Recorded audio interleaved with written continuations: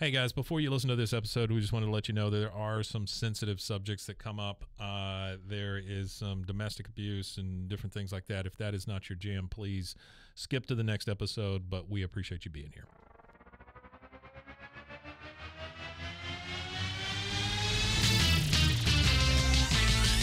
Bros and heroes. Gonna tell you about bros and heroes.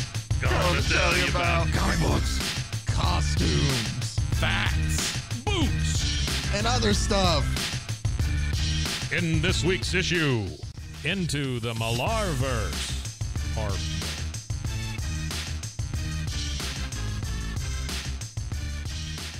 Welcome into Bros, Foes, and Heroes. I'm Zach, joined as always by the magnificent man wonder, the magnitude of masculinity, the muscle man of...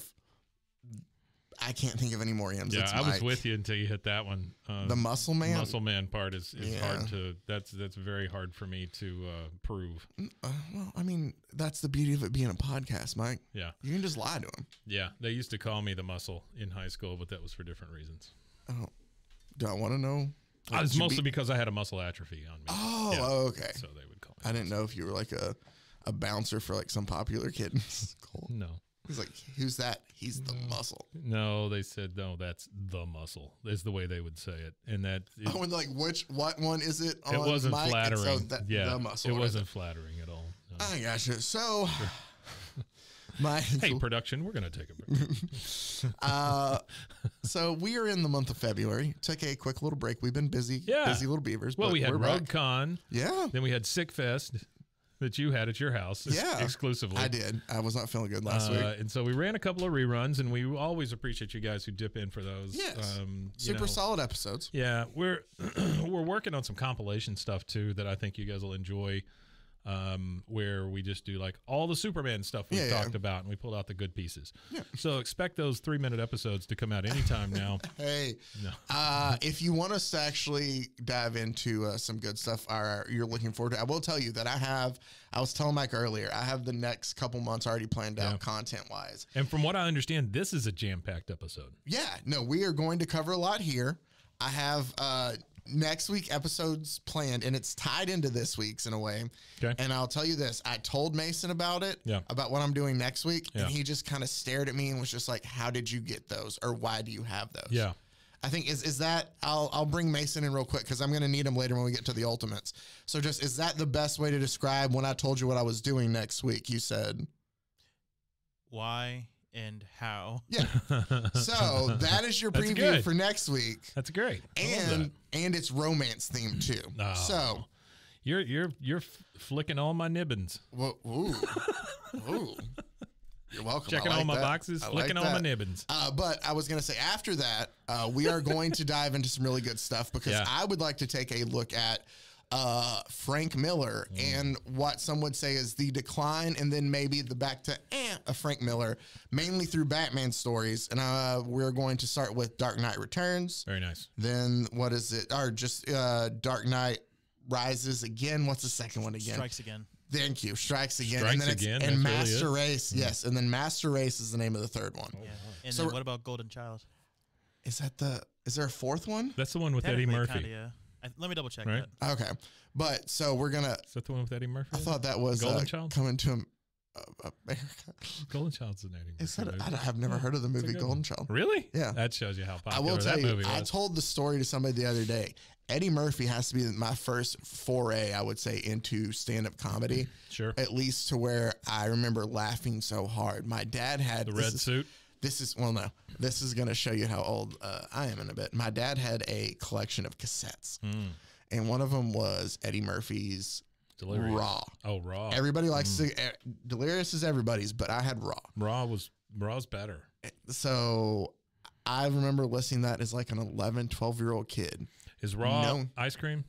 Yes. Yeah. And the G.I. Joe Bigfoot Kung Fu Grip. and the dog, his drunk, the barbecue. Mm-hmm. Oh, so I remember being an 11, 12-year-old kid and just laughing hysterically all it. And at the same time knowing like, I cannot Like, no, you couldn't. Yeah. No. But no. so Yeah, that being was, said, I just got off onto a Eddie Murphy tangent on that, but not over here. Well, boy. But I will tell you that I am very impressed with Eddie Murphy here lately. He has made a little bit of a comeback. He's got that You People on Netflix. I haven't seen that yet. Right, with Jonah Hill. Oh yeah. And then he's doing another Beverly Hills Cop movie. He did the Dolomite thing, which I still haven't watched, but I really want to see. I heard it was really good. He did the second Coming to America. He's talking about doing a donkey spinoff from Shrek. Oh wow, I mean, he's busy. That's what I'm saying. Dude's working hard. And part of the reason he's working hard is he has 10 kids. 10. Yeah, kids will do that. 10.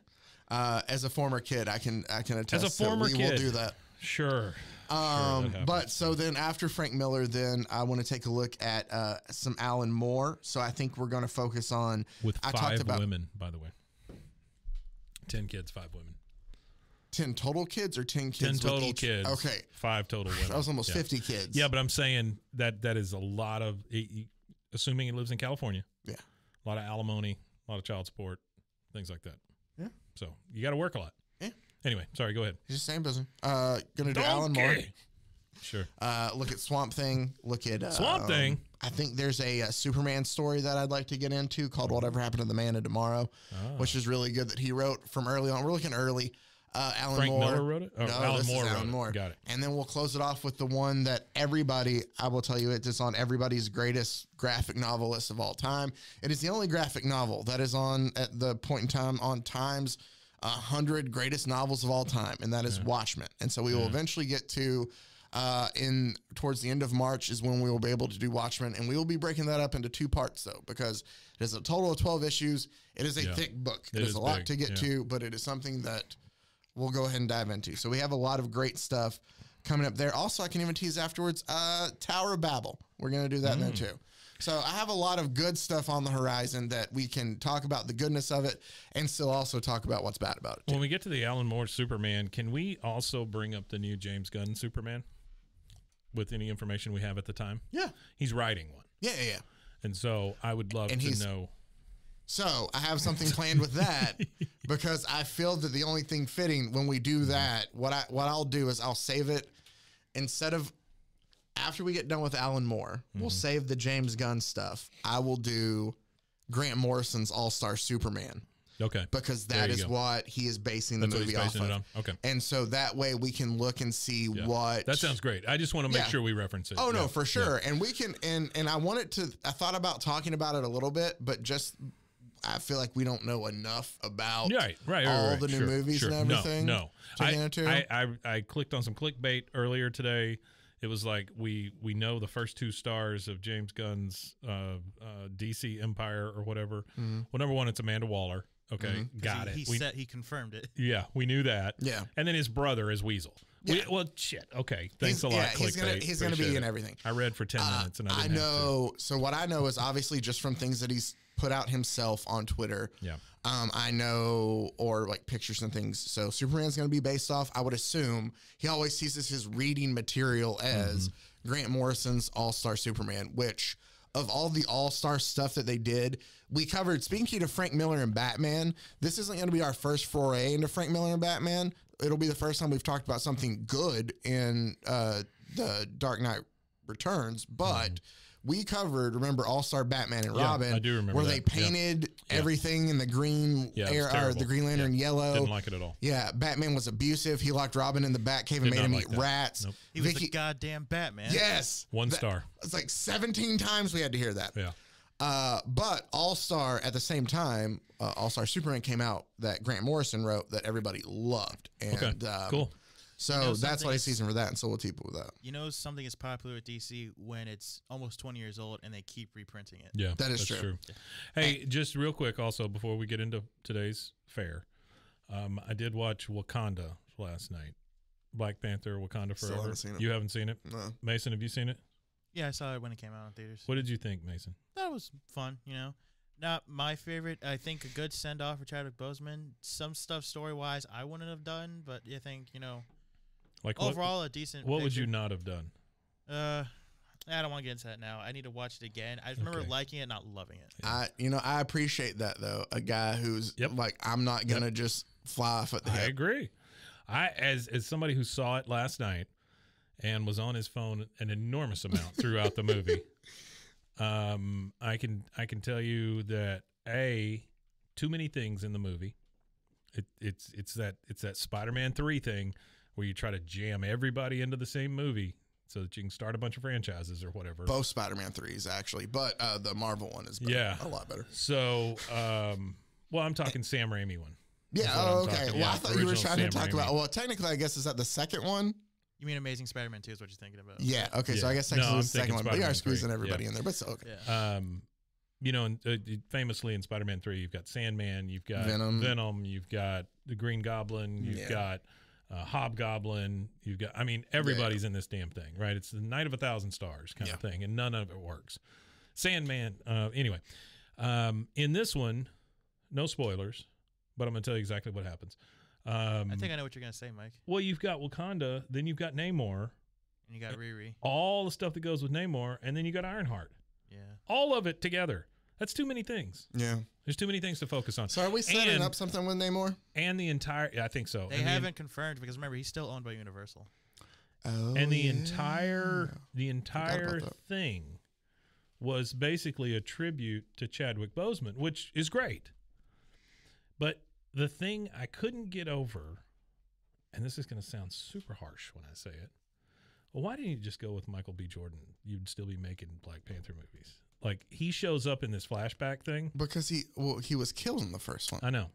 That's why you can't. I understand. I'm just saying, I think he would have made, after seeing him in this flashback, I look at him and I'm like, oh shit, he would have been a good Black Panther also. Although, hear me out. With everything they have introduced in that world, bringing somebody back to life isn't necessarily that far-fetched. But this is not really a back to life kind of thing. Yeah, no. But yeah, I got you.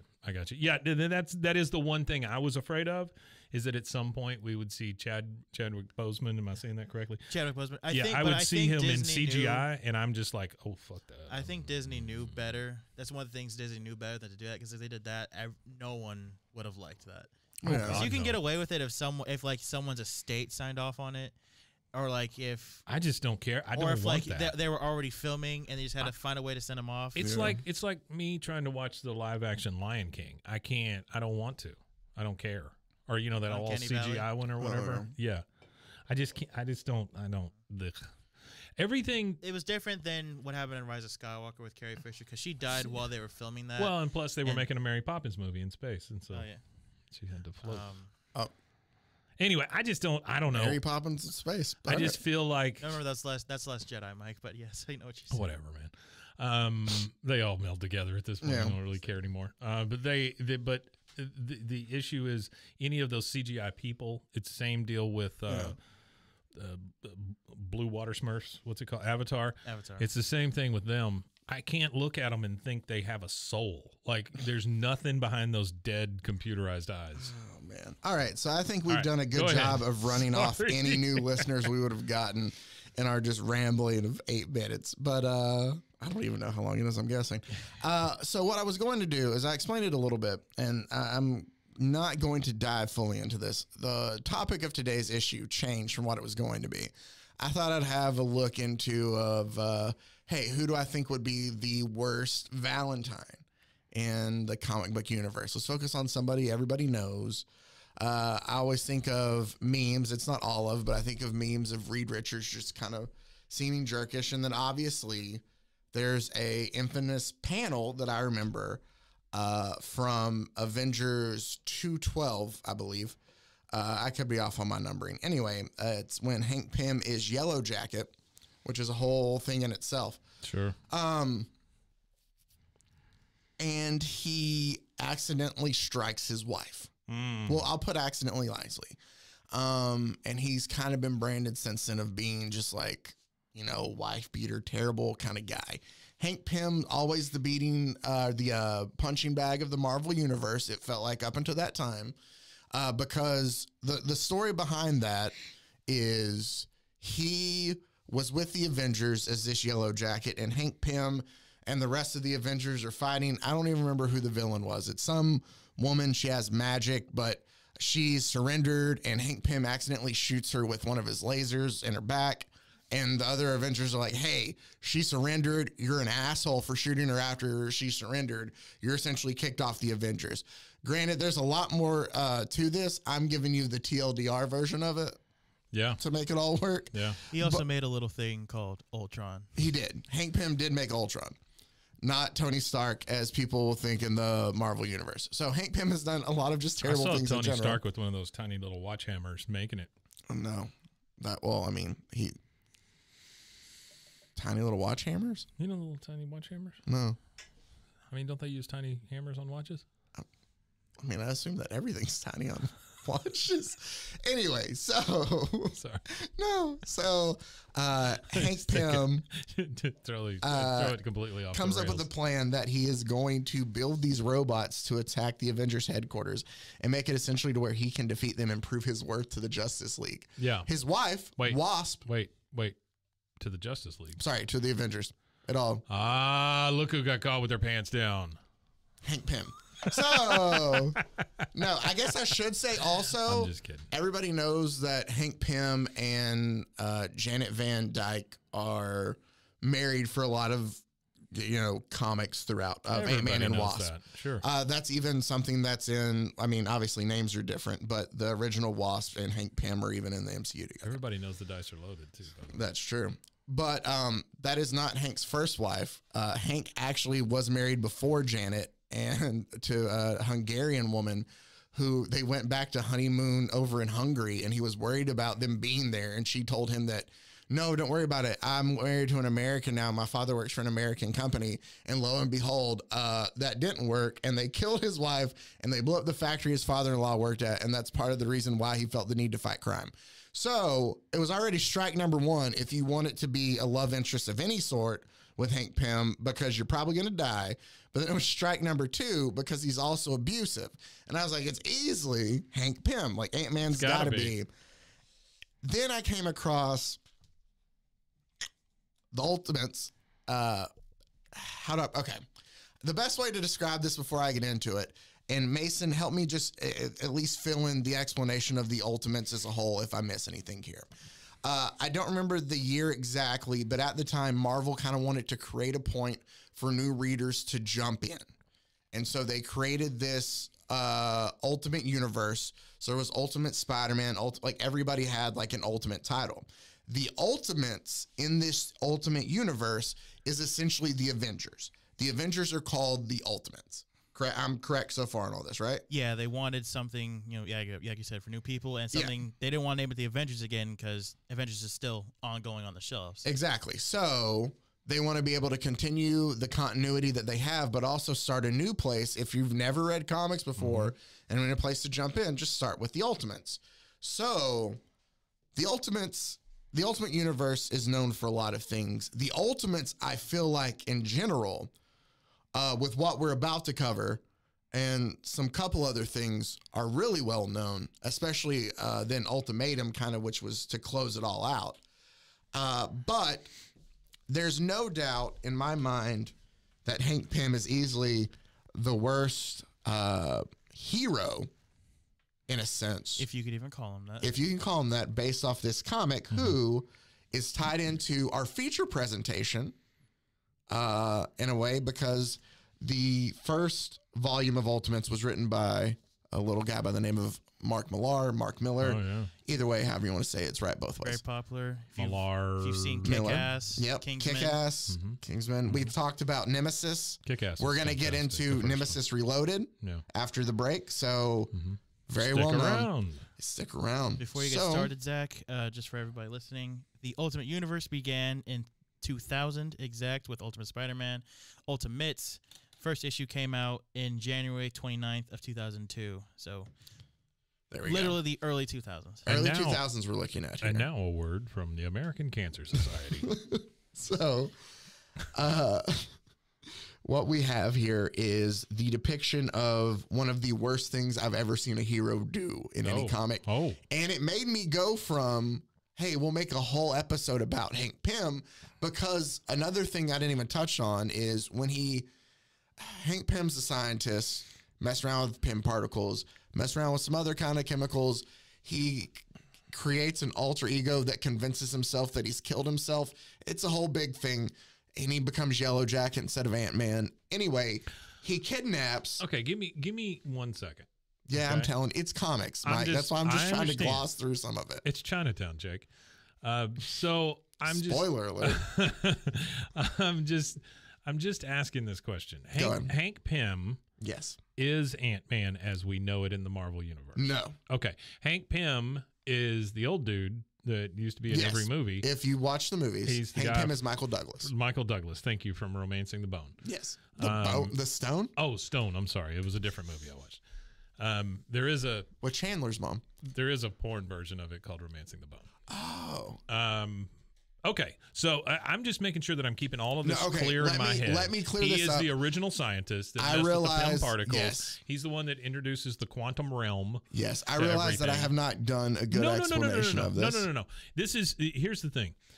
Comic book folks, y'all all know what you're saying to each other. Yeah. Right? And I get that. Well, but that's the thing is I don't mean to confuse non-comic book folks. No.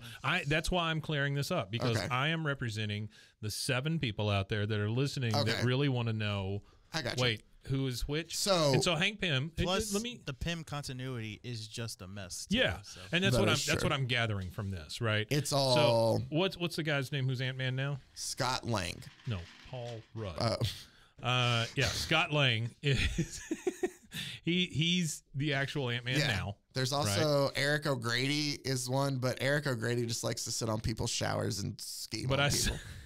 But I'm thinking if we're thinking of it concurrently right now, it's him as Ant-Man, it's his ex-wife as Mekhi Phifer or Michelle Pfeiffer. Mekhi Phifer is was in Othello and in the sound a parrot makes when no one's around. Michelle Pfeiffer. Michelle Pfeiffer. Is that who it is? No, that's Hank Pym's original wife, right? Yeah. Who are you asking? I'm asking who becomes or Wasp. Okay, it's so this his is where wife, right, or ex-wife? It's his daughter in the same thing. In the movies, Hank Pym's daughter, Alabama, same thing. Yeah, Hank Pym's daughter is Wasp in the movies. Sure. In the comics, we just lost the whole state. We did. Okay, in the comics, let's do this. Ant-Man. I looked again. I planned a whole episode. Sure. And then I decided not. Get it. Yeah. Then decided not to do it. Yeah. After I read this because I did not want the whole episode to be super heavy. Okay. All right. So, but no. But so Ant-Man all starts essentially. I haven't read his origin and tells to astonish.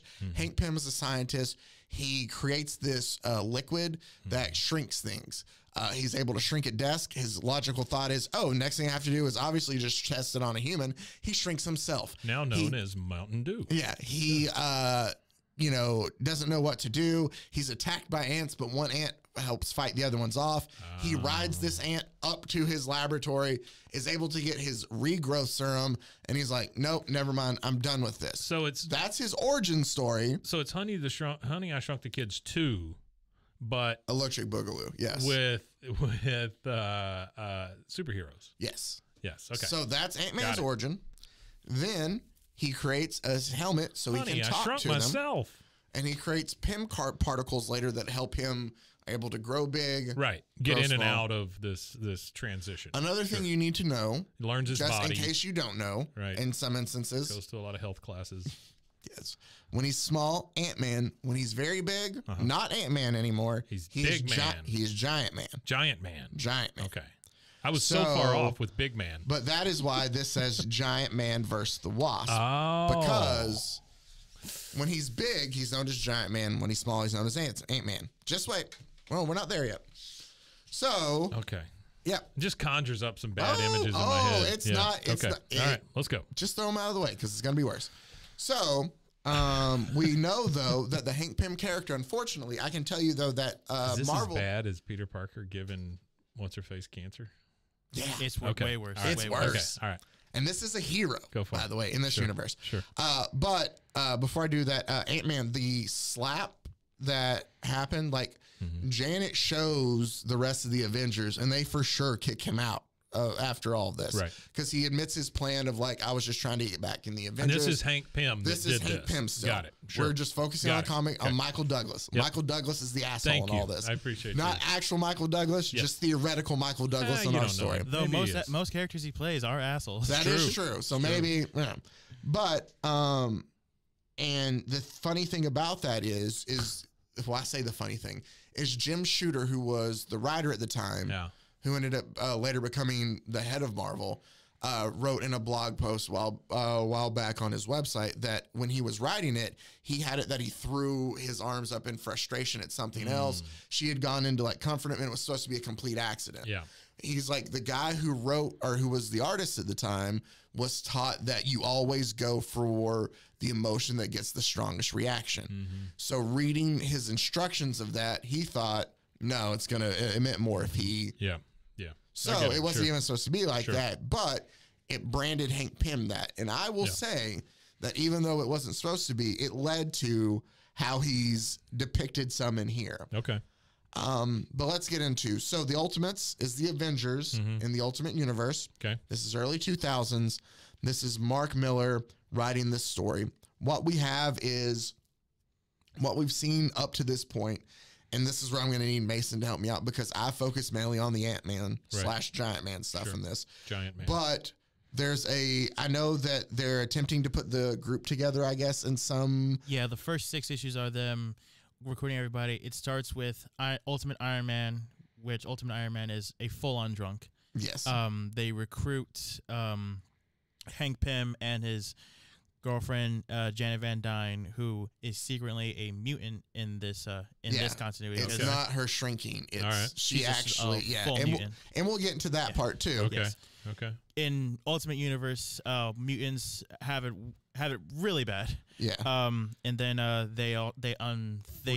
they find Captain America. Like, think of X-Men. Remember how you always think of how mutants are always treating it, like turn it up, like everybody hates mutants kind of thing. All right. Magneto makes things actively worse. Yeah.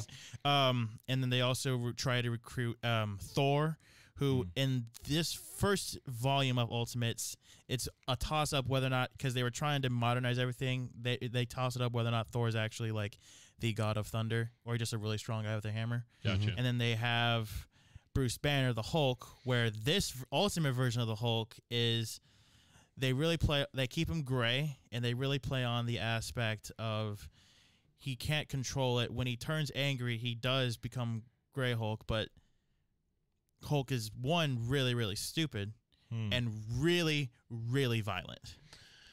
When he hulks out, a lot of people will die. Yeah. I have always been a proponent of the ultra violent Hulk.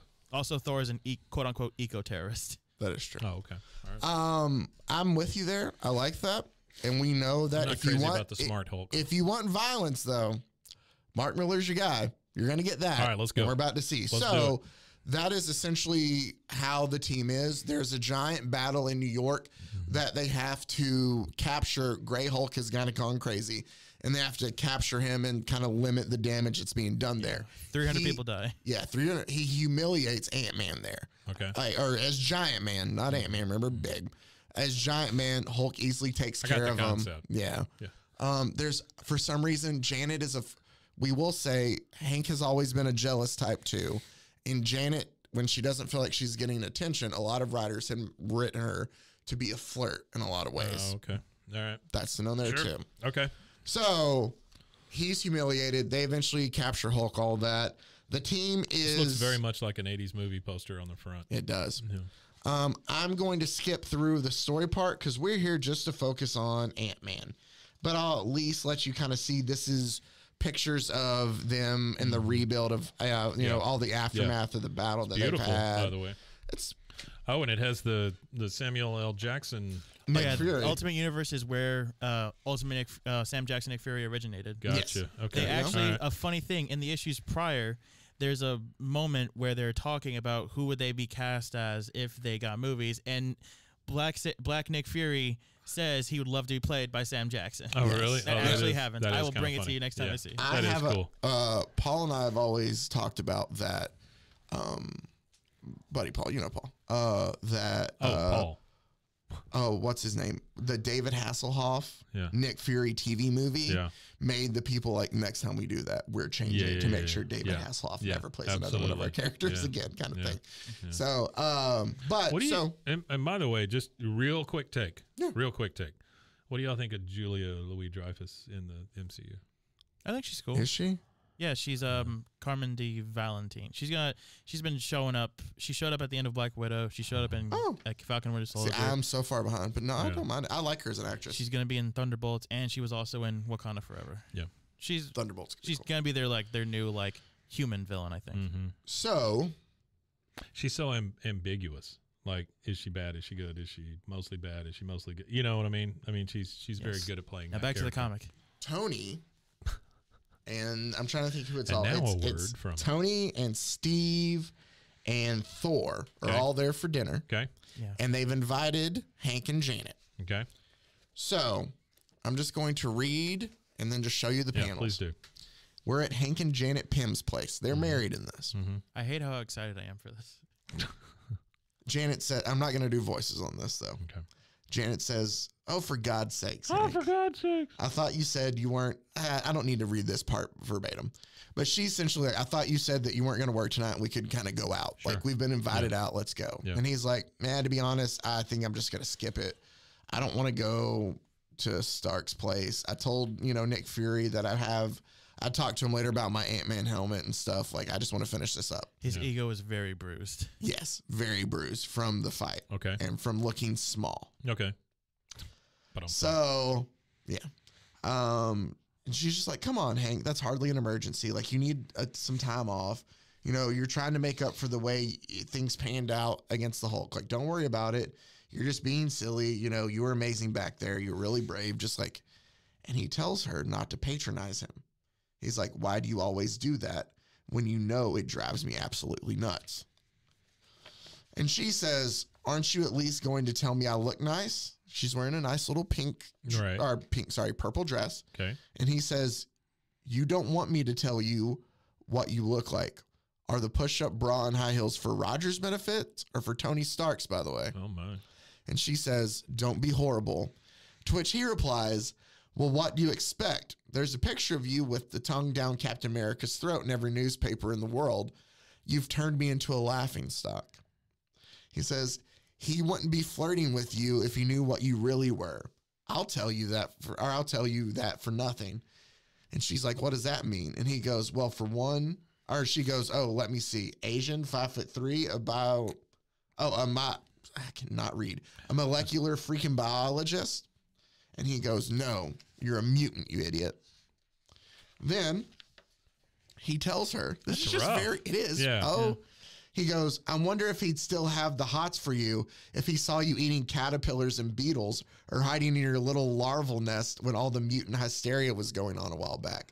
Yikes. Do you think they'd all find you so special and pretty if they were waking up every 6 weeks to find eggs in their bed? Because that's what I've got to live with, Eggs in their Jan. bed. Yeah. And your personal hygiene makes me sick to my stomach sometimes. Wow. She says, I didn't see you complaining when you took the credit for these powers and got the big shield pay raise, Hank. I didn't see you complaining when you used my blood samples to jumpstart your stupid giant man formula that he uses to turn big. He says, what are you implying, you little witch? Because we still got to keep it teen. Yikes. That I couldn't have come up with that formula on my own. And she says, oh, you're such the polymath, aren't you? It's not enough that you're the cybernetics expert, but you have to be the world's authority on supergenetics too now, right? It's a little back and forth fight. It is. Yeah, it's rough. Right? She goes, War of well, the Roses. let's see how many super soldiers you create which don't involve getting big, getting small, or telling ants what to do through a helmet, jackass. Bruce Banner was twice the gentleman you'll ever be, and you know it. Holy crap. So he smacks her again. This is not a healthy relationship. To be fair, she wasn't wrong about that. She's not wrong. Hank smacks her. Yeah. He does. We have the image here. Never And he should be done. No, shouldn't. And he covers his face. Oh, no. And then he's like, I'm sorry. Please, I'm sorry. And she rears back and kind of hits him with an elbow and tells him to get his filthy hands off of her. And then she grabs a piece of his equipment and swings it back to kind of like hit him again with it to get him off of her. Yeah. I'll just show you the panels because I don't like what's about to come next, Mike. Okay. So she hits him with a radio. Yeah. You see all this? Yep. I say that. I forgot. I thought it was the next page. We do have the intercuts between the dinner still going on. So this isn't what I was like waiting. So the dinner is still going on. It's really weird because it's just Tony and Thor and Cap just talking about life. And like, this is where we reveal Tony has a big ass brain tumor. And Thor's telling them that, oh, no, I really am a god. And all this stuff. So that's what's going on in the background. But so this is the ultimate kind of they're still explaining what the ultimate universe is. This is the introduction to all of it of everything. Gotcha. So this is our first look at Hank and Janet in the Ultimates here. Yeah. So she bites his arm and he tells her, "You broke the skin, you moron." And he grabs her hair and he pulls her back again. And he goes, "Why do you always start this crap when you can't, or when you always come off worse?" And she tells her to drop dead, and she turns into her wasp form. So she shrinks down to get away from him. Yeah. And he tells her to come back, and he said, "No powers, no powers." And she goes, "Says who?" And she starts like shooting these little like blasts at him. Again, to me, it still seems... Still in the size of a wasp. Still in the size of a wasp. Also, that no powers implies that this is not the first time this has happened. That's true, too. Yeah. Wait. She's naked also. Yeah, well, she changed small, so her dress obviously doesn't fit and everything. When she's in her regular clothes, shrinking, the clothes it don't does. Go with her. You know, it doesn't. It's not like the Hulk's powers where his pants grow with him. Right. Also, because early 2000s, this still has to be titillating somehow. Exactly. Oh, that's a lot of the Ultimates. There is a lot of sex throughout the Ultimates. But so Hank decides, I'm going to grab bug spray. Oh, no. And he just sprays her with it. And he goes, "How does that feel, Jan? Is that burning your skin? I bet it feels like napalm or something." And we see her like just covering and running underneath a dresser, cowering kind of. And he goes, "Get back here and finish what you started." Well, you've been fully engulfed in bug spray at this point. Yeah. And she's just sitting there like coughing and just withering. Yeah. And he's telling her to get back out there. And he's like, "Don't think I can't get you because you're hiding under that desk. I'm a really smart guy, remember?" He then goes and grabs his Ant-Man helmet, Mike. Oh, no. And then proceeds to send ants after her. Oh, wow. To which he goes, you hear her yelling, "Hank, you're out of your mind. Stop now before it gets any further. I'm sorry, okay? I was just being stupid. I realize I've gone too far. I'm sorry." And he's like, "Excuse me? Does anyone else hear a funny little voice? Sounds like Jiminy Cricket with a mouthful of helium." And he sicks all of his ants on there. And then it has just this panel that shows his face that made me so uncomfortable that it made me decide not to do the episode. And he goes, "You shouldn't have made me look small, Jan. You shouldn't have made me look small." Right down there at the bottom. Wow. So. Dude goes nuts. He does. Yeah. So, easily, hands down. Did the ants eat her? Hank, no, she survives. Oh, okay. If you want some update on this, the rest of the Avengers find. Oh, I should say also, after this, they do take her in. She does survive, but Betsy Ross is sitting at a cafe with Steve Rogers Wait, the who? Betsy Ross with Hulk's girlfriend. Yeah, Hulk's girlfriend. The one that made the flag? Same name. Okay. Just similar name, Betty Ross. Yeah, Betty she knew. Ross. She knew Hank and Did Janet. I say Betsy? Betsy is the flag woman, isn't she? Yeah. Sorry, it is Betty. My bad. She knew Hank thinking. and she knew Hank and Janet in college. They were friends, and this has been going on pretty much since they were together. Yeah, she tells Steve and Tony that there was one time that he had done badly on a test, and he put her head through a door. Wow. Then they say that he caught her. She was flirting with some underage guy some underclassman at a like party they were at. Yeah. And he punched her in the face so hard that it split the roof of her mouth. Yikes. I read that and I was like, I don't want to do a whole episode about Hank Pym and Ant-Man then. Blame you. So if it makes you feel any better, after Steve finds that out, he goes and royally hands Hank Pym his shit. he does. Really? He does. He hunts him down and he beats him up. But then when Steve goes and visits, Janet afterwards, She's real pissed about it. she's upset because she's like, now you've just kind of ruined my marriage even more. Sure. It's a whole messed up thing. I will, just to put a bow on part of the Ultimates for now, because we are going to come back to this. Volume 3, I'll just tease this. Mason, what is Volume 3 of the Ultimates known for? Ultimates 3 is where it's revealed. So there is an ultimate version of Scarlet Witch and Quicksilver, who is, are twins. Right. And in Ultimate X-Men, it's revealed that Pietro really likes his sister, but she kind of brushes it off. Oh no. But then in Ultimates 3, a couple years later, when different writers take over, Yep. you guys can figure out where this story is going. Yep. That's yucky. She reciprocated Incest, the feeling. baby. Yuck. From insects to incest. Yeah, there Yep. you go. There we So go. that's going to put a wrap on. Well, also, Wolverine's their father for some reason. Maybe. No, for real. Wolverine might be their dad. Yeah. Okay. He slept with their mom, but then that's it. She was with Mag. It's weird. It's Ultimate really Universe. weird. I mean, I don't Again, love we will get to it at some point in time. I was just trying to show how big of an asshole Hank Pym was. Yeah. Yeah.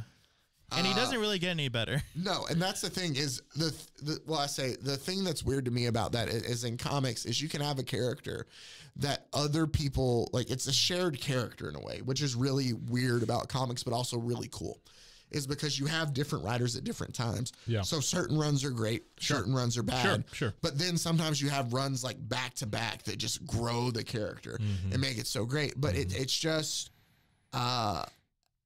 But some of them are filler, like you were talking about earlier. With the basically, but it's a comic film. It is, but Just the thing in the main line, Hank Pym really has never, and probably never will, and maybe shouldn't, left. I'm trying to say he hasn't lived past this. They will always remember that. Yeah, he and did that's this the thing is it's weird to me is how other writers in this instance have just completely ruined a character. Yeah. I think that's why you had to have a Scott Lang created, or even somebody else to play Ant-Man, because some just referral that they couldn't get back from. That? Yeah. So, worst Valentine in the Marvel universe, in any comic book universe, has to be Hank Pym.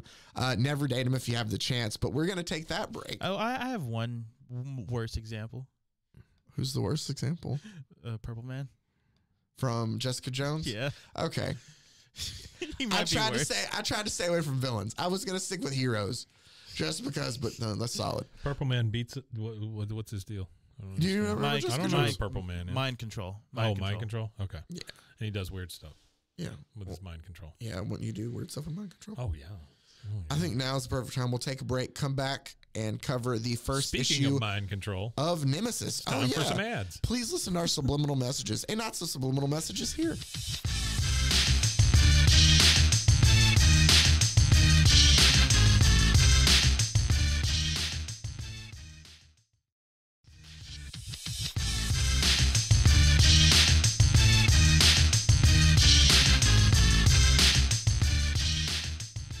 And welcome back. I don't know why I came in with so much pep there. Hey, welcome back, everybody. Yeah, welcome back. Oh, I had this Welcome gift. back to Smooth And Hits I of the haven't even 90s. given it to you yet. Uh-oh, I got a gift. Yeah, I was out comic book shopping the other day. I did get very NPR there for a minute. I was out comic book shopping the other day. Where'd you go, Zach? What was the weather like? It was It was a balmy. rainy Saturday. No, it wasn't. It was a balmy, rainy It was Saturday. a balmy, rainy Saturday. It was snow cold. was on the ground. It was cold and hot at the same But time. I was digging through the bargain bin and I found this one and I grabbed it because I thought it looked funny. But then the more I looked at it, I thought, I don't know why, but I feel like this is so up Mike's alley. So here you go, Mike. I found a comic for you. It is the science fair story of electronics and the discovery that changed the world. Compliments of Radio Shack. I don't know if you could have heard that gasp that I just had, but it was totally unplanned. Yeah. Compliments of Radio Shack. And the beauty on the My back is I God. found out, I'm going to have to find this series now, is there's apparently a series with Superman and the T1 Whiz Kids. And it's like a group that uses just... Well, it's the Computer Masters of Metropolis. Sorry, that's what Don't it you was. know? Yeah. So I might have to hunt that series This down one's at some all point about in time. America's space shuttle. It is. So I also bought... Why did you hand me this? It's for you. Yeah, I know, but we got to get through another comic book. Oh, here. Then Yeah, no, I'm going to put this over Okay. here. I don't want anybody else touching it. No, you're fine. But I also got a... Thank you, Zach. Just a This is very random nice pack of you. that doesn't have any covers on any of the stuff, but it's got old. freaking history in the back of Yeah, it. Okay, it's I got to put that down. It's got All old right, okay. Western stories and What's a there's Mayflower at some point? yeah, and there's You one. know? It's like the comic book biography of Ben Franklin. So I This have is- those there for randomly whenever we want to get to them. The science fair story of electronics, the discovery that changed the world. I don't know. I just felt like it was up your alley. Oh, it is very much so up my alley. So I love branded stuff that makes no sense. Yes. So You ever come across a Kool-Aid Man comic? There has to be some Kool-Aid Man stuff, right? There. Yeah. I feel like we've talked about it before. Oh, yeah. So, real quick. Or McDonald Land. They make McDonald Land? I don't know if they made McDonald Land comics, but I'm assuming they did since they made a cartoon. So they also had McDonald's computer software. Oh, yeah. So we had one that you could play games on that we would play all the time. Yeah. And they had a T-shirt maker. We never made T-shirts from it. We would design all these T-shirts on it. Do you remember the Burger King video games for Xbox? Yeah. The ones where you could Sneaking. You could play them on both Xbox and Xbox 360. Here's the thing. We got them for Christmas that year. Oh, come on. No, we did. We got them for Christmas that year. They were $5 at Burger King. Yeah, my mom put them. You had to go buy each something. one of us as stocking stuffers because it's me and my three brothers. I mean, you could go worse. Yeah. So cigarettes. So the thing is like that spring, I'd saved up money from working and then used a little bit of like graduation money. Working. Were you working? No, I was working at a different fast food establishment. Funny enough. But and I saved up enough and I bought a Xbox 360. Yes, I was. A brand new Xbox 360 at the time. And I was only able to get with the money I had one game. But the beauty of it is those Burger King games you could play on regular Xbox and 360. Yeah. So technically I had more 360 games. That's what I remember. You know why they called it the Xbox 360? Why? Because you could turn it around twice. Oh. No. Before you couldn't? I didn't know. No, I will tell you this. The Xbox One, you can only turn it around one time. Yeah. I will tell you this that I always found fascinating, and this is my little brain knowing this stuff. When they wanted to be the first ones to market, they first of all, I should say, when they created the first Xbox, I think it was like they lost a total of $4 billion, like $1 billion for the first. They were selling them all at a loss. Yeah, but they which I thought was illegal, but okay. But they considered it just the cost of doing business to get into the market. They wanted to beat everybody else with the Xbox 360 to market. Because they were selling software, not selling the machines, basically. The whole thing came from is, I feel like printers and ink. Yes, Microsoft started getting worried when the PS2 came along because they felt that Sony was starting to get people's living rooms. Oh, yeah, absolutely. And they were losing out on that, so that's why they wanted to get on it too. But the 360, when it came out, granted, I know that this isn't video game talk, but it's a very fascinating story. They were getting, the big problem that they had there was the red ring of death. If you ever had I had one. Yeah, where it would just go. Absolutely, sure. So what would happen is while they were testing these, they only had 500 testing machines when they should have probably had about 1,500 with how much they were producing. I love when those testing machines get out into the wild too, by the way. Yeah. Those are cool. It's really cool. But so they didn't have enough testing machines and they couldn't figure out the problem. So what they did is the ones that would fail, they just put on a bone pile and they were working to figure it out while they were releasing the other ones. Turns out the problem was one of those where it would take a while for it to show up. So they were still sending out faulty systems at that point in time. I don't remember the percentage of like faulty Xboxes out there. Oh, it was a lot. Yeah. Was a lot. Yeah. Sure. I mean, percentage, it was ridiculous. It was like 12, maybe, I don't remember. It was a lot of them. Yeah. But I think it was another $1 billion fix that ended up coming and fixing that. It's just kind of crazy, everything that That's what I used to call the back of my truck in high school. The bone pile. I thought you were going to say the red ring of death. It was red ring of death too. Yeah, that's what others called it. So the other thing we're going to get into real quick to close out this week's episode, and it's not going to be that long because this is Mark Millar, and he is a very action heavy guy, and we just have one issue right now because the second issue comes out this month. Is this the one that has the one page that's just all black? Yes. Okay. So just a recap, I made sure and I went back. I have not read this. No, you have not read I've this one. I've just seen that one page. You've seen the one page. When we did Nemesis, it's been about 8 months ago. I think it was May last year. A while back. Because I went back and I listened to some of the episode, and I couldn't stand myself talking about it, so I quit doing that. I don't like listening to myself. Oh, well, that's a whole different. Yeah. No, it's like everybody does that. I did realize I gave up on that a long time ago. Good. So, but I wanted to go ahead and I kind of re-brushed up on it to give a synopsis of everything that happened with Nemesis. Yeah. Nemesis 1. This really doesn't matter because I don't think they're connected at all. But just in case, I'll just remind you because I did notice something. So Nemesis 1. was it? How many episodes? I mean, how 4 many issues. It was 4 issues. Okay. We found out it's essentially the gimmick is This Joker. is Image? Yes, this is Image. Right. If Joker had all of Batman's resources, Right. it's a supervillain Sure. that just has unlimited resources. He wreaks havoc in Tokyo. He decides, we find out that he likes to pick different chiefs of police and involve himself in these like cat and mouse type games with them throughout. And so that's what the first series was a battle between him and the DC chief of police, Blake Morrow. A lot of crazy stuff happened there. And I know I said it last episode, and I'll say it again before we get in this part, but it's kind of too late. Including bomb abortions. Yes, that's the thing, is he kidnapped Morrow's kids and had artificially inseminated his daughter with the son's semen. That's a great story. And then booby-trapped her uterus, that if they tried to abort the kids, it could collapse and kill the gay son, by the way.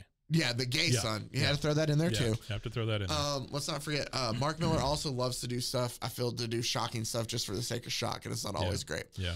That Feels being a one of little them. Lobo-ish.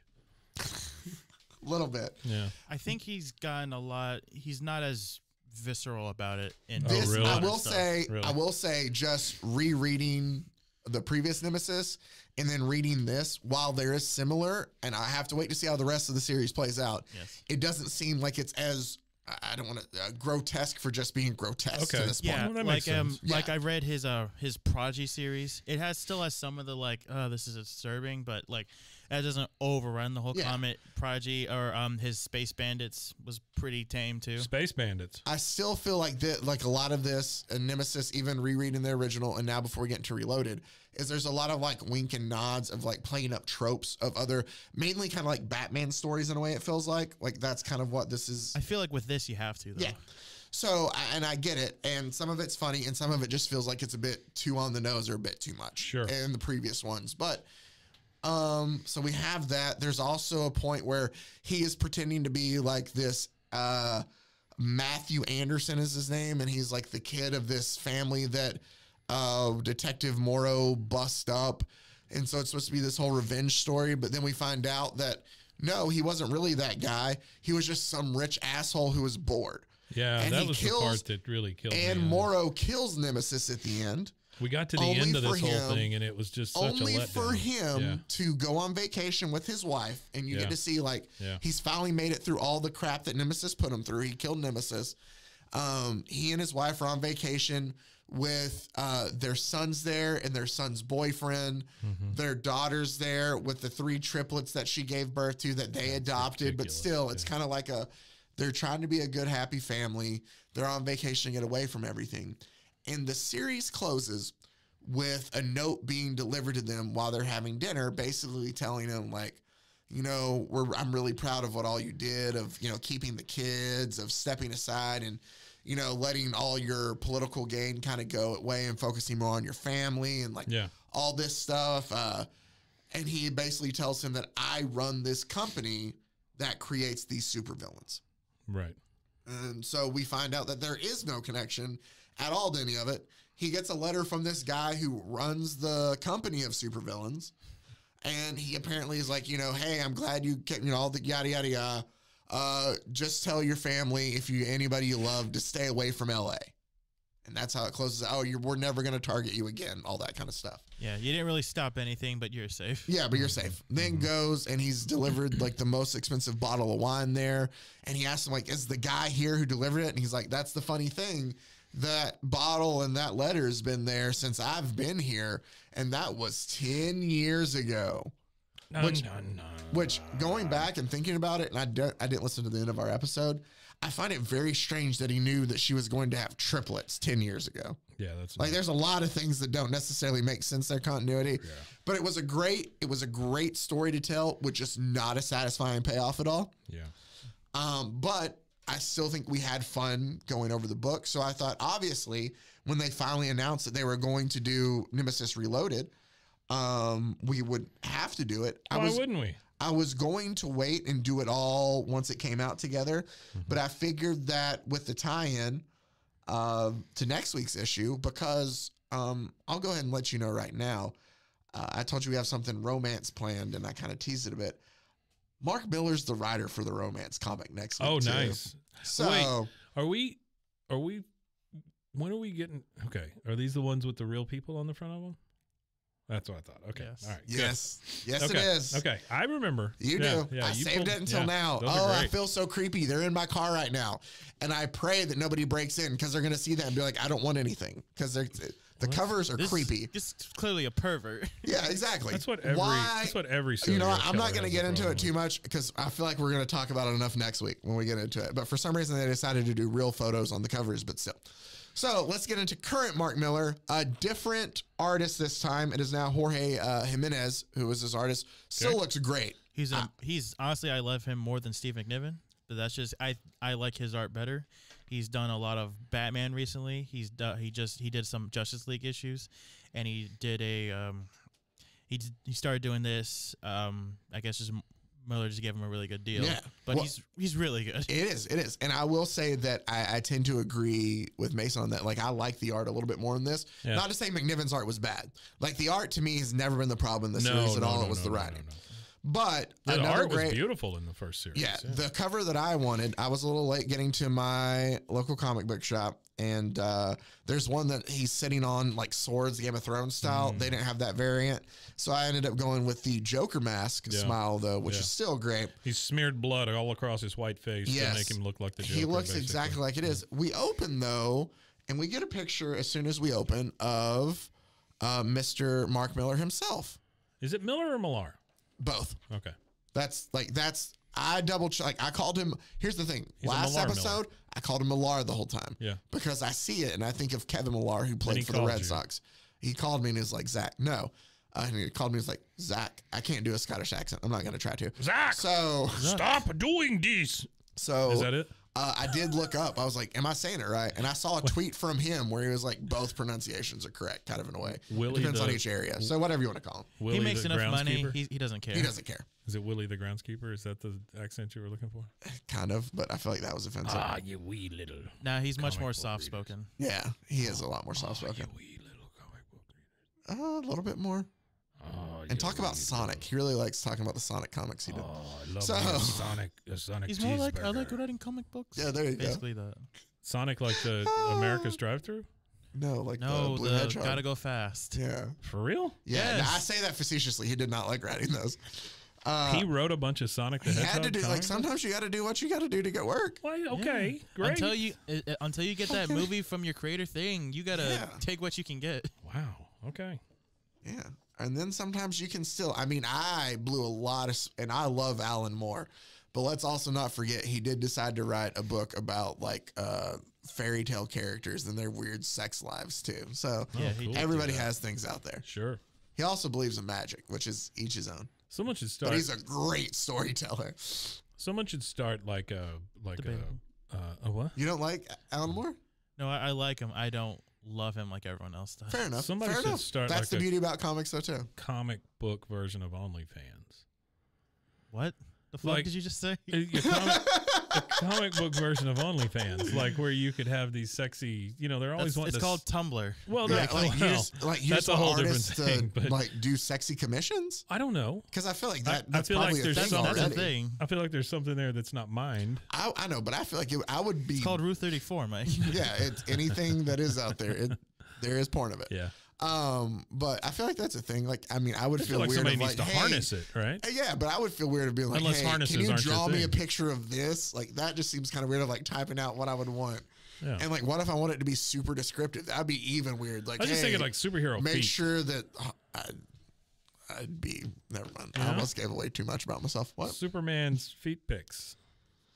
Wonder Woman's armpits. Or so, that kind of weird stuff. Like That second one's probably being asked. I don't think the first one is. Superman's feet. You don't think people want to jerk I off? mean, to I Superman's feel- feet? People want Wonder Woman's armpits, maybe. I feel like they want Wonder Woman's armpits more, but I do feel like there is a much smaller market. But there are some people out there who want Superman's feet. Probably. Yeah. Yeah. I feel like. Okay. This is going a weird turn. Can you start the book Yeah. already? All right. So let's get into Nemesis Reloaded. He got some big ass toes. And I was talking about his little thing, his introduction here. He says, it feels weird to reboot one of your own projects, but kind of nice too. So he essentially tells you that he's kind of going to revamp this whole thing. Which I don't know if that means we need to forget everything that I just told you about. Sure. I don't know. That's why I just told you about it all, because I will say at the end of that book, it does say, tell your friends to stay away from L.A., and this happens in L.A. So could just be coincidence. Could be. Yeah, he could have forgot. That's true. Plus, he's also building towards this big game event he's doing with his properties. Yes, that is a good point. So Mark Millar is taking all of his independently created characters, and he's, at least through Image. At least through Image, and he's doing this big event of where it's all combining them all together. Yeah. So Nemesis is going to be in this world too. And we will cover him, I guess. We haven't covered anybody else in this world. Okay. Yeah, Nemesis, the Magic Order, Kick-Ass. Yeah, everything he's done is all going to be in this one. This is his dark horse it's his thing. Where it's his started, Millar-Verse, in a sense. It's his Secret Wars. Yeah, sure. Gotcha. Okay. So, well, it's great if you can get away with it. It's wonderful, yeah. So, we'll just assume that for it being called Nemesis Rebooted, there's nothing involved in Nemesis Rebooted. We open up the comic. Reloaded. Yeah. Reloaded, sorry. It said, did he call it? I think it says Rebooted in there. It says Reboot on that side. Anyway, we open up the comic with this house, white picket fence, and an old man who kind of looks like Elmer Fudd out on the front porch with his gun. And he's telling his wife, like, I'm telling you, I didn't hear anything outside, but no, now I'm checking the whole house. So he's up with his gun, and he comes back, and he walks to see her. I'm sorry, I'm just trying to... No, you're good. You're good. I was just trying to see how much and she she looks like has this Elmer Fudd. look on her face of just absolute fear. And her husband asks, what the hell's wrong with you?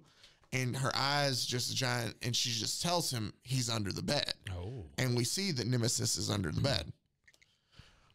Flash forward to Los Angeles. Okay. And what we get is Tinseltown. Yeah, it's this guy named Carlos, who we find out is a underworld boss of some sort. Okay. He's leaving some club, I would assume, with his girlfriend. Club Boom Boom. The driver of his car, and he and his driver are discussing Quentin Tarantino movies. Okay. Talking about how he reinvented the heist movie with Reservoir Dogs. You know, talking about how, Jackie Brown, just everything about this. And they're having all these conversations, he and his driver. And his girlfriend points out, my only complaint is all the pop culture references. It's just too much. And also, who talks like this in real life, kind of. Like, just making a point out to it. I think he's making fun of himself, because he does tend to reference pop culture a lot. He does. And so that's what he says. People don't talk like that in real life, which is nice to see then. Again, there's going to be a lot of it making fun of comic books inside of it. Sure. Which is a fun point of it. Then we have our first splash page. He loves his, like, inceptual type of thing. And I get it. Yeah. Like, it's humorous. I get it. Our first splash page is humorous. Made sure to confirm. That's what I would be fine calling him with Mason. Yeah. Of just Nemesis shows up and he steals Carlos. I want to know where he gets those white Doc Martens. I don't know. Custom made. He's got a lot of money. Okay. So, and he steals Carlos from the car that they're in. The car swerves off as the girl gets out, looks up in the sky, and sees him like flying off. Yeah. Like holding on to Carlos on like this little drone thing. Okay. We then we see Carlos, and he has like those Randy Savage. I'm losing my voice for some reason. Yeah. We see Carlos, and he's wearing like those Randy Savage glasses. Yeah. And he's like, oh, where am I? What am I? What is this? What's happening? Where am I? And Nemesis just says, the swimming pool, of course. And what he has all these guys standing next to each other wearing these devices that look like that, except they're connected all the way around the back of the head. Oh, yeah. Look so it's like strapped onto their heads. So it's almost like VR type goggles strapped to their heads. They can't see through them. They can't see through it. They can't hear through it either. Yeah, okay. He tells them, well, I mean, I assume they can't hear because it's over their ears, but he talks to them and they I'm assuming the only thing they're hearing is through the headphones. Probably. Yeah. And he goes, don't try to remove your blindfolds. They're locked in the back or at the back, and you'll detonate my tiny bombs if you fiddle with them. Tiny bombs. And he then tells them, like, all of you are essentially like the other gang leaders here in LA. Well, if you reach inside your pockets, you have a weapon of some sort, last man standing wins. And so Carlos is like, you think I'm going to play this stupid game? And about that time, somebody stabs Carlos in the back of the shoulder. Nice. And an all-on melee then ensues. We see. Well, they're all in an empty swimming pool, so there's really nowhere for them to go other than into each other. Yeah. Okay. All right. So melee ensues, and we see Nemesis walking through the stands, and there's a bunch of people in the stands here, and he tells them that, all right, you guys are all the second in commands, and it looks like a lot of you are receiving promotions now, right? I just want you to realize this isn't me muscling in on your territory. I have no interest in LA whatsoever. I'm only here to get henchmen for 7 days, and you have my word that I'll make it, worth everything to you. Okay, so this is a recruitment effort. It's a recruitment. Gotcha. He's essentially giving them their gangs, but he's like, I'm looking for henchmen. Yep. And he's like, we're looking at lean times ahead. The new mayor that you guys just elected is gonna, trying to start all these problems for you. I'll promise you, I'll bury him next to your old bosses. Wow. And he's like, any objections? And of course, seeing all the melee that's going on, nobody says anything. Well, not only that, they get the gangs now. Yeah. Then he goes, good. Now let's see how your predecessors are getting on. And he turns back to the swimming pool, and Carlos is the only one left. And Carlos says, did I win? Am I the last man standing? And then we see blam, and it's a bullet shot through Carlos's head. Sure. And Nemesis said, yes, Carlos, you're the winner. Now let's get you boys into those uniforms I designed. Talking to the rest of the gang. Yeah. I do remember that from the first one. Like, he would use all these thugs as like he broke all the guys out of jail and all that stuff. Yep. Yeah. He had a bunch of fun with his henchmen. And he has fun with his henchmen too here. I will say that, to me, that is the funniest part of the book, is the interaction between him and his henchmen coming up. Funwithhenchmen.com. Then he kind of narrates over the story that he's traveled the world. Let's give some backstory here on Nemesis. Please. He's traveled the world honing his cruelties since he was 10 years old. Okay. Learning at the feet of murderers and gang masters and drug lords and despots. Despots. Yep. Now I'm back to unleash holy terror on this so-called city of angels. It took a hell of a hit during COVID. All of the techies and actors got out while they could. Cops so demoralized they stopped answering calls. Oh. Now that's nothing compared to what I've got in store. 20 years I've been making these plans, and in 7 days' time, my first F-bomb of the show, in 7 days' time, these fuckers find out why. No. So, Nemesis is now, we see, headed towards this giant, art gallery, another splash page. He needs to get his mouth washed out with He does. All right, so he jumps off his big-wheeled motorcycle, goes crashing through the big windows of what I'm assuming is the AF something. It's some sort of big art gallery thing, and he comes crashing through the windows with his big samurai swords. And now we're going to get what I remember a lot of these Nemesis Which is books. beautiful, by the way. It is. That's the thing. The really art gorgeous. is really pretty in this. But I do remember this about the other Nemesis books. Blood. Well, but there is a lot of just action. Yeah. Not a lot of dialogue. Heads flying off, blood squirting So everywhere. if you just love seeing gratuitous violence, it is gorgeous for that. God bless America. But so a fight scene ensues, and he essentially is killing all these guards and people around him where he lands. Right. Oh. And he kills, it's sword a great right through the guy's face. Great shot. Yeah. But it takes out all security, and then everybody else is starting to just choke. Sure. And die. So he's and pass out. Everybody. And he lets us know that he's like, gas got released when my boots hit the floor. A little something I picked up in an Indian lab, almost invisible and very deadly. You don't want to know what's happening to their insides. And he walks and he sees this diamond that he realizes is worth $100 million. That's what he's there to steal. All the new thugs coming in, and the costumes he designs, honestly, it just has their names written. It's very Deadpool-esque. Their names are just written on the front of it, and they're wearing ski mask. That's it. That's all their costumes are. And they walk in. It's very Joker also, right? It is, yeah. And so they walk in and they go, are you sure it's safe for us to come inside with all the poison gas? And Nemesis goes, of course it's safe, Margot. What do you think those shots were for? Oh, right? He's already giving them shots. At that. Yeah. So that's the thing with the henchmen. I find it funny because there's another line. Then it goes, now the cops will be here in less than a minute. So I want you to fill your bags with whatever you can find and leave your guns on the table where I can reach them in the shootout. And then the guy says, I don't understand. What are we supposed to shoot with? And Nemesis tells him, "You think you were here for backup, Jake? You guys just carrying my extra ammunition." Now, and he's like, "Now y'all go ahead and get on out of here." Like they just came just to bring more guns. Yeah, sure. I love that Margot and Jake are part of his. It's kind of smart. We are taken then to the, I guess, press conference or announcement. It looks like an election kind of thing speech, going on. victory speech for Mayor-elect Costello, Joe Costello, who is an ambitious ex-cop and former district attorney with a tough line on crime that... And about 9 feet tall. Yeah, the public was crying out for.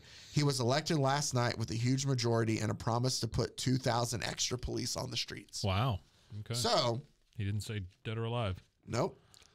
We then see all the cops show up outside, and they're like 15 cops, maybe even 20. And he's like, all right, give it another minute. And he's excited. Yeah.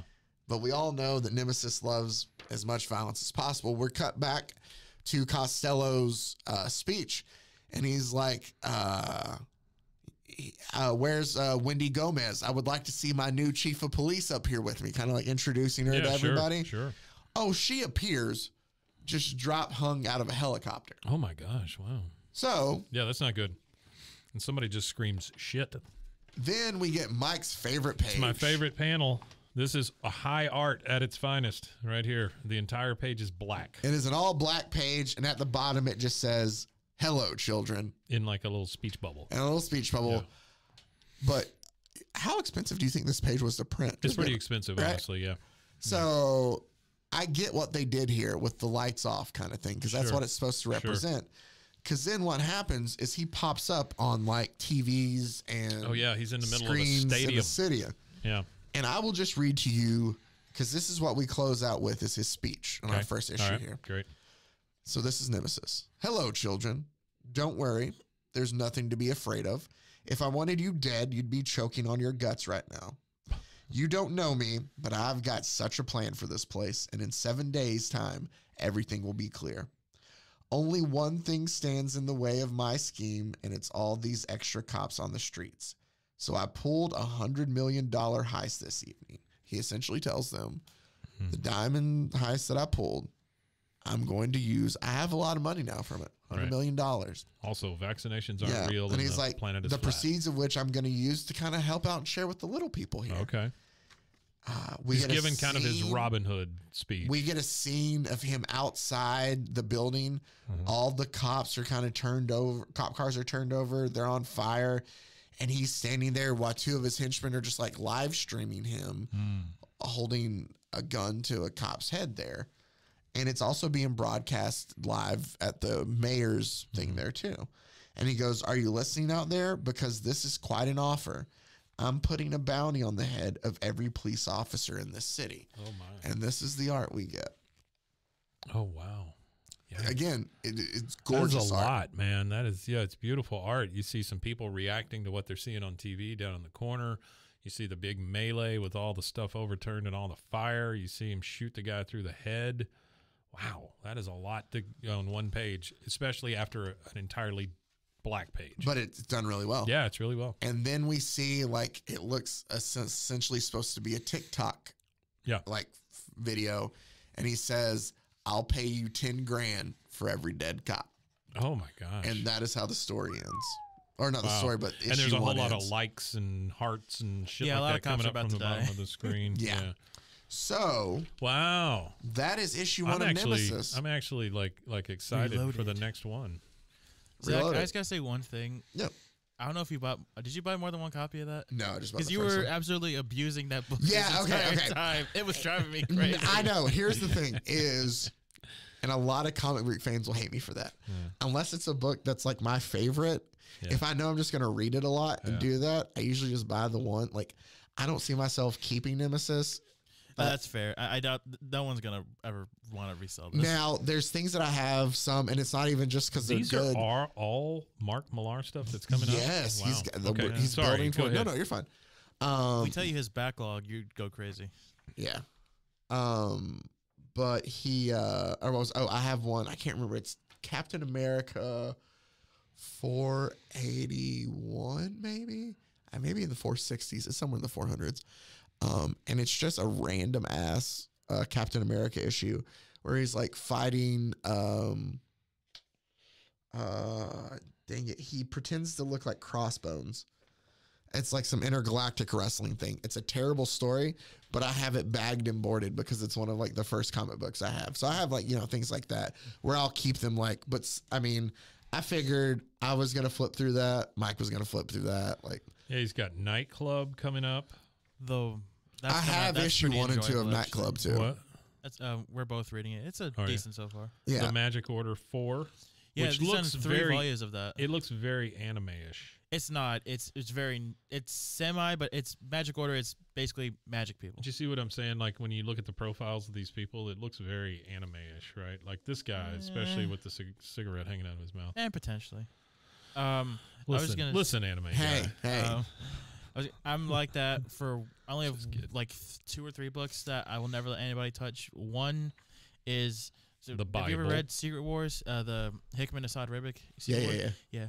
I remember getting that the first few issues as it came out because when he still lived in a comic book shop at the time. I still have issue 1, the original cover. And the funny thing is, did you say you lived at a comic book shop? Near at the a comic time? shop. Oh, okay. Near. I heard lived in too, and I kind of turned around. I was like, we need to talk to him about that. I have the original issue when it was still only going to be 8 issues, and it just says one of 8. That's it's so one cool. of my favorite possessions. I don't know why. That is awesome. It's really cool because it became 9, Mike, for anyone listening. It started off 8 issues, but then I'm assuming they had to change stuff, so they made it 9 issues. But no, that's really cool. So I have random ones like that. Usually what I do with the stuff that I'm a big trade paperback guy. Oh. So like the individual issues, like I like reading current stuff individually. And so I usually won't, unless it's specific issues, like go like find the old ones. And the old ones I'll usually keep bagged and boarded. But this new stuff where I'm like, I don't know. I could be wrong. I just feel like Nemesis might not. It's not. Even if it does get a movie one day, I don't think it's gonna be anything bad. I mean, it's a good story, but it's not. Well, and the thing is my memory is so bad that like I'd keep one, or I'd even like if I was like, oh yeah, I'll keep it, and then later maybe I'll send it off to like CGC or whoever. I'm gonna forget that I have it, so it's just gonna sit there. Real quick, spacing on that DC stuff Mike brought up earlier. So you know how that Supergirl movie coming out in a couple years, based on Woman Tomorrow. I didn't collect the whole series, but I do have issue 1 of that. That one I am definitely saving. Yes, because that is going to be worth Tom King, right? Tom King, Gilquist Eversley. I am saving that. That's going to be worth something soon. See, I was so stoked at first when it was like Tom King's one of the writers. I thought, oh, he's going to help with Batman. And then when they announced that it was Supergirl, I was like, oh, that's even better. Yeah, honestly, you should definitely read that one. That's a pretty good trade. It's on my list. It's sold out on Amazon. Is it still? And so did The Authority too, which is crazy. I figure that yeah. The Authority doesn't shock me that much because I doubt they had that many prints, but that's crazy that they sold out that fast. Oh, and The Authority, they're focusing on who did Transmetropolitan? Warren Ellis and Brian Hitch's run. Yeah, they're focusing on like I said, Warren Ellis for The Authority. Are they doing like Creature Commandos too? Was that another? That's one? the first thing they announced. What's Creature Commandos with Frankenstein, Bride of Frankenstein, Weasel, and others who I sadly forget. I mean, I'm more excited. We're gonna end this soon. Sorry. No. My favorite out of all the announcements, surprisingly, is Swamp Thing. Though the one thing that disappoints me is, and I've read bits of it. And I know Alan Moore's stuff is amazing. I know this. I would rather the latest Ram V, and Mike Perkins thing to be based on the movie, but I know it's going to be Alan Moore. Was that the Black Label stuff they did? Oh, it wasn't a Black Label. It was a full-on. It was originally going to be only 8 issues, but then it became. Is the door unlocked? I guess the door's unlocked. It became a full-on 16 issues. It was just really good. If you ever get a chance to read that. Yeah, no, that's on my list. So that will be, Mike, a tie-in that we can do in the upcoming weeks too, along with All-Star Superman, is we will have book 1. That's what we're going to cover, the Saga of the Swamp Thing, which is essentially what they're going to base the Swamp Thing stuff off to in James Gunn. You know, while y'all were talking comic books, I took a look inside this science fair story of electronics, the discovery that changed the world. Yeah. First page is called A Time to Be Proud, and it is about the space shuttle. Guess which one it's about? 1981. It's about Columbia. Yeah. Yeah, so it's about the one that exploded in 86, right? Columbia is the one that exploded No, the in 86. Challenger was. Challenger was the one, that's right, okay. Columbia is the one that exploded in 2003 or whatever, right? Do they rename? Do they use the same Challenger name? in 86 and Columbia in 2003, which killed a total of 14 astronauts.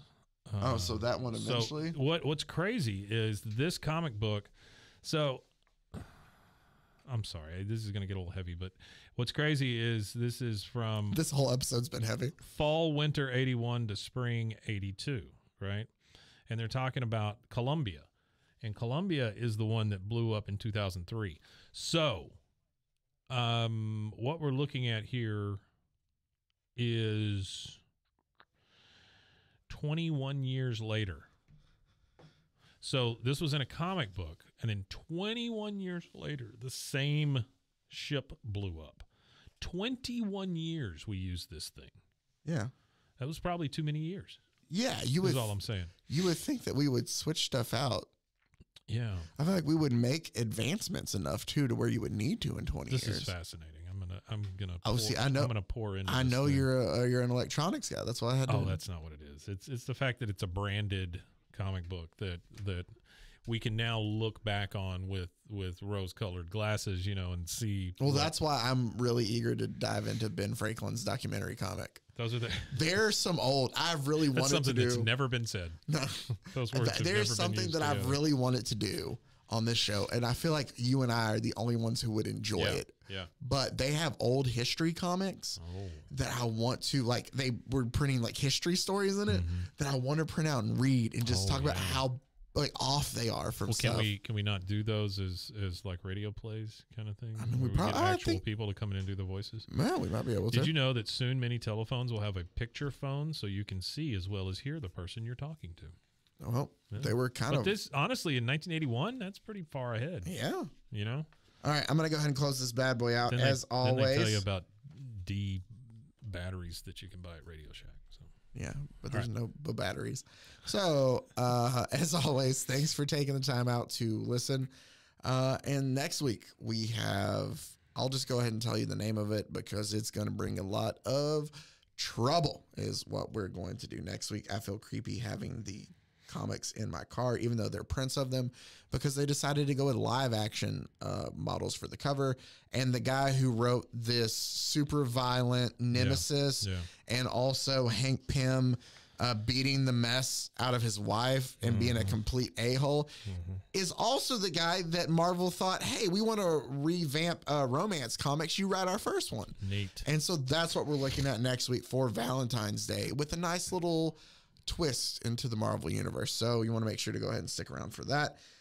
As always, Mike, thanks for being a part of this with me. Yeah, man, it's always fun. This has been great. This has been an action-packed episode. It has been. We covered a lot. Yeah, we had a lot of stuff in it. If you want to check out any of the other shows, you can go to roguemedianetwork.com and check out all the mini shows we have there. We just finished a live con where we did a whole bunch of live shows. There's more of those coming through. In April here in town, we're going to do a battle of the bands in conjunction with some folks. That'll teach us a lot more. And then give us about 2 months, and we're going to start planning for the next RogueCon. Ooh, nice. RogueCon 2 will be bigger, better, more laser focused. Let's put it that way. When you say more laser focused, you're talking about like on how focused you are on it, not that it's focused on lasers. No. So it is going to be more laser focused. It's all about lasers this time, yeah. RogueCon 2, it's all about lasers. RogueCon 2, this time it's personal and it's all about lasers. Well, so make sure to go check all that out. As always, thank you everybody for listening. Stay safe. Golly Con.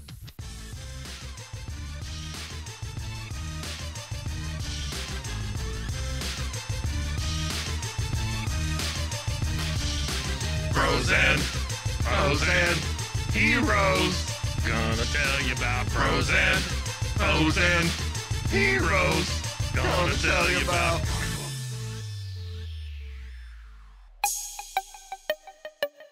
This has been a Rogue Media podcast.